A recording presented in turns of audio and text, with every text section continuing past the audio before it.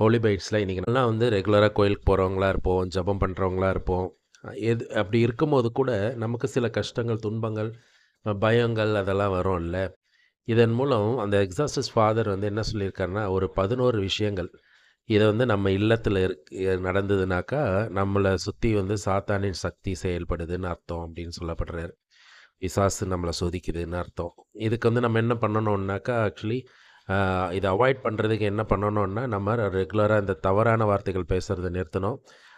ரெகுலராக குடும்ப ஜெபம் சொல்லணும். ஜெபங்கள் நடக்கிற போது, நிற்கும் போதெல்லாம் கூட துதிச்சிட்டே இருக்கணும். அதே மாதிரி வந்து நம்ம வீட்டில் அடிக்கடி கடவுள் பாட்டு எவ்வளோ நேரம் முடியுமோ அவ்வளோ நேரம் பாட வைக்கணும்.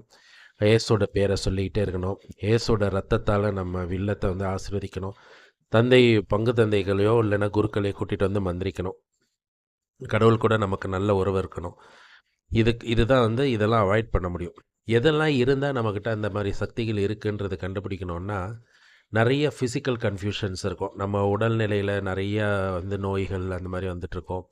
எமோஷ்னல் கன்ஃப்யூஷன்ஸு, தேவையில்லாத டிப்ரெஷன், தேவையில்லாத சந்தேகங்கள், தேவையில்லாத வந்து ஒரு அன்பே இல்லாத ஒரு நிலை அந்த மாதிரி இருக்கும்.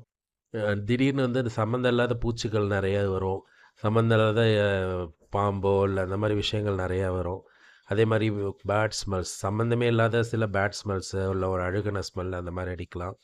இல்லைன்னா ஸ்ட்ரேஞ்ச் பெட் பிஹேவியர், நம்ம வீட்டில் நாய்களோ பூனைகளோ மீனோ எது வளர்த்தாலும் அதோட ஸ்ட்ரேஞ்ச் பிஹேவியர், அது டிஃப்ரெண்ட்டாக பிஹேவ் பண்ணும். அதே மாதிரி வந்து பார்த்திங்கன்னா நிறைய வந்து திடீர்னு சில பாத்திரங்கள் கீழே விழும். இந்த மாதிரி சில நமக்கே தெரியும். திடீர்னு பார்த்தா நம்ம பார்த்தப்ப டப்புன்னு திடீர்னு ஒன்று விழுந்திருக்கும்.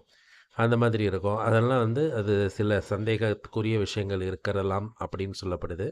நெவர் எண்டிங் ப்ராப்ளம், அதாவது மணி ப்ராப்ளமோ இல்லை அடிக்ஷனோ ஃபேமிலி ப்ராப்ளமோ அடிக்கடி நடந்துக்கிட்டே இருக்கும். அதே மாதிரி ஸ்ட்ரேஞ்ச் சவுண்ட்ஸ், திடீர்னு ஒரு சத்தம் கேட்கும். அது என்னன்னு தெரியாது. ஏதோ ஒரு வாய்ஸோ இல்லைன்னா ஒரு ஃபுட் ஸ்டெப்ஸோ காலடி சத்தமோ அந்த மாதிரி கேட்கலாம். இல்லைன்னா வந்து ஒரு பயத்துக்குரிய ஒரு திகில் அனுபவம், ஒரு உணர்வு இருக்கும். இல்லைன்னா தூங்கும்போது தூக்கம் இல்லாமல் இருக்கும். இல்லைன்னா ரொம்ப தவறான கனவுகள் வரக்கூடிய இருக்கும். அடிக்கடி முழிப்பு ஏற்படும்.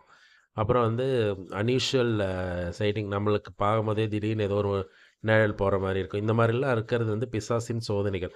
ஒவ்வொருத்தவங்க கூடயுமே வந்து எப்படி காவல் தூதர் இருக்கிறாரோ அதே மாதிரி சாத்தானின் சோதனைகளும் இருக்கும். அது வந்து சாத்தான் கடவுள்கிட்ட நமக்குள்ள கெடுப்போன்ற மாதிரி உறுதி செஞ்சுட்டு தான் நம்ம கூட இருக்கிறதா கருதப்படுது. அதனால் நம்ம அதை பயப்படக்கூடாது. அதை ஓவர் கம் பண்ணணும்னா நம்ம கடவுள் மேலே அதிகமான விசுவாசம், இறை துதி, புகழ், ஆண்டவரை மகிமைப்படுத்திக்கிட்டே இருக்கணும். விசுவாசமாக ஜெபிக்கணும். இதை பண்ணோன்னா நம்ம அதுலேருந்து விடுபடலாம். Praise the Lord.